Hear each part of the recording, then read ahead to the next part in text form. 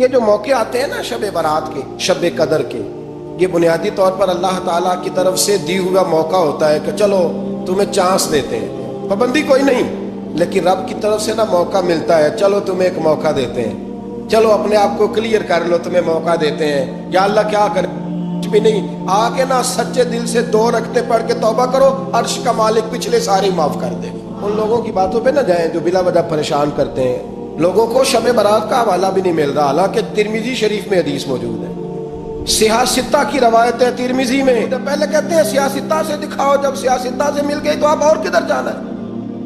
اور ابن ماجہ میں موجود ہے مولا علی کی روایت، اور ذرا ترتیب دیکھیے گا، یہ ترمذی کی حدیث ہے، اور امام ترمذی نے تو پورا باب باندھا ہے 15ویں شعبان پر، پورا باب۔ اب تمہاری مرضی ہے اگر تم نہیں بات کو سمجھنا چاہتے، لیکن میں نے پہلے بھی کہا تھا، پھر کہتا ہوں، اگر ہمیں کوئی شخص کہتا ہے کہ شب برات کو اٹھ کے نفل نہ پڑھو، تو بھائی نفل ہم نے پڑھنے اللہ کی رضا کے لیے، ہمیں کسی بندے سے ڈگری لینے کی ضرورت نہیں، نہ تو ہمارے اور رب کے درمیان معاذ اللہ کوئی وسیلہ ہے کہ تو کہے گا تو پڑھیں گے، جب دل کرے گا پڑھیں گے، اور جتنے دل کرے گا پڑھیں گے۔ ہم تو نفل کہہ رہے ہیں اس کو، ہم نے کب کہا ہے ضروری ہے جو عشاء پڑھ کے سو جائے فجر تک سویا رہے، ہم اس کو گناہ گار نہیں کہہ رہے، لیکن یہ ضرور کہیں گے کہ گولڈن چانس مس کر دیا اس نے چانس مس کیا ہے، یہ تو اللہ کی رحمت کا موقع تھا۔ حضرت سیدہ عائشہ صدیقہ رضی اللہ تعالیٰ عنہ ارشاد فرماتی ہیں کہ شعبان کی 15ویں رات تھی، یعنی شب برات کی رات، فرماتی ہیں شعبان کی 15ویں رات تھی، میں نے اچانک نظر ڈالی تو حضور میرے بستر میں تھے،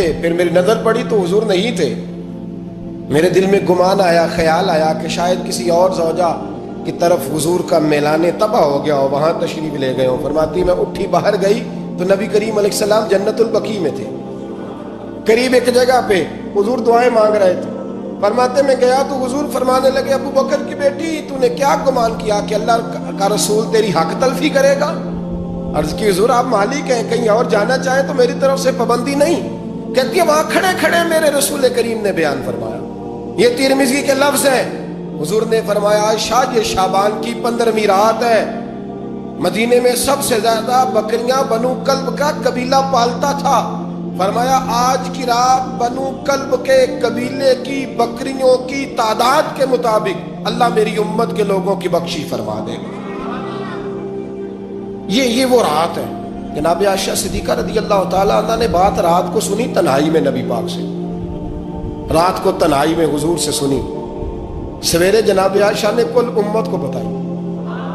اگر یہ بات اہمیت والی نہ ہوتی تو بی بی صاحب آگے روایت کرتی، یہ کتابوں میں آتی، یہ لوگوں کو بتاتی۔ حضرت عائشہ نے روایت کیا، اور مولا علی شیر خدا نے تو کھل کے کہا، ابن ماجہ میں حضرت علی سے پیار کرنے والوں کے لیے الگ عنوان، مولا علی نے کھل کے فرمایا شعبان کی 15ویں رات کو رات عبادت کرنا اور سویرے روزہ رکھنا۔ حضرت علی کے لفظ بائی نہیں سیاستہ میں، رات کو روز عبادت کرنا، دن کو روزہ رکھنا۔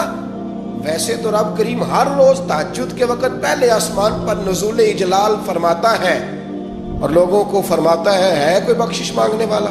کیا انداز ہے مولا علی شیر خدا حدیث روایت کرتے ہیں، رنگ کیا ہے؟ فرمایا باقی راتوں میں نا تھوڑا سا پیکج ہوتا ہے، تھوڑا سا آخری حصے میں رات کے شب برات کو نا رات چڑھتے ہی اللہ پہلے آسمان پر جو اس کی شان کے لائق ہے نزول اجلال فرماتا ہے، اور پہلا جملہ یہ فرماتا ہے کوئی معافی مانگنے والا؟ اللہ کرے آپ کو سمجھ آئے، یعنی معافی دینے والا کہہ رہا ہے چلو آؤ ادھر آؤ ذرا معافی مانگو، میں معاف کرنے آیا ہوں، مانگو معافی، ہے کوئی معافی مانگنے والا؟ معاف کر دیں گے۔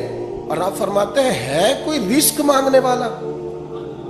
وہ جو بڑی درخواستیں دیتے پھرتے ہیں نا مختلف اداروں میں، وہ ایک درخواست نا شب برات والی رات بھی دے۔ اور میں نہیں کہہ رہا، مولا علی شیر خدا فرما رہے ہیں، اور وہ خود نہیں فرما رہے، وہ نبی پاک کا فرمان نقل کر رہے ہیں، اور وہ رسول اللہ صلی اللہ علیہ وسلم کی بات نہیں بیان کر رہے، وہ کہتے ہیں رب فرماتا ہے کوئی روزی مانگنے والا؟ سارے سیٹھوں نوابوں جاگیرداروں کے پاس جا کے تھک گئے ہو، ایک دن میرے کہنے پر، ایک رات، ایک دیہڑی ذرا شب برات والی لگا کے تو دیکھو۔ تو میرے رسول پاک علیہ السلام نے ہمیں یہ میسج دیا، پیغام دیا، فرمایا اس رات جو اولاد مانگے گا رب اسے بھی عطا فرمائے گا، اس رات جو اللہ سے بخشش مانگے گا اللہ اسے بھی دے گا، اس رات جو رب کریم سے عزت مانگے گا اللہ اسے بھی عطا کرے گا۔ شارحین نے لکھا اس رات جو رب سے پردہ پوشی مانگے گا، اللہ اسے پردہ پوشی بھی عطا کرے. جو جنت کا سوالی ہوگا رب اپنے فضل سے عطا فرمائے. کوشش فرمائے, کوشش فرمائے.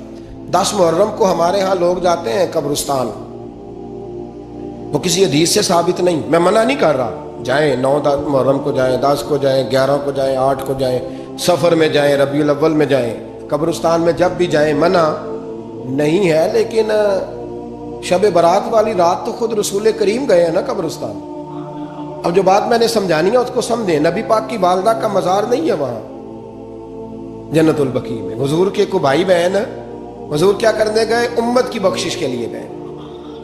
شب برات کی رات لالچی نہ بنے کہ صرف میں نے اپنے لیے روزی مانگنی ہے. کل امت کے لیے مانگے رب کریم سے, مانگے اپنے بھائی کے لیے, مانگے اپنی بہن کے لیے, مانگے اپنے بیٹے کے لیے, مانگے اپنی بیٹی کے لیے, مانگے اللہ کریم. یہ مانگنے کی رات ہے. پچھلی راتی رحمت رب دی کرے بلند آوازہ, بخشش منگن وارے کارن کھلا جے دروازہ. آئے اللہ کی بارگاہ میں اس رات کو کھل کے دعا مانگے,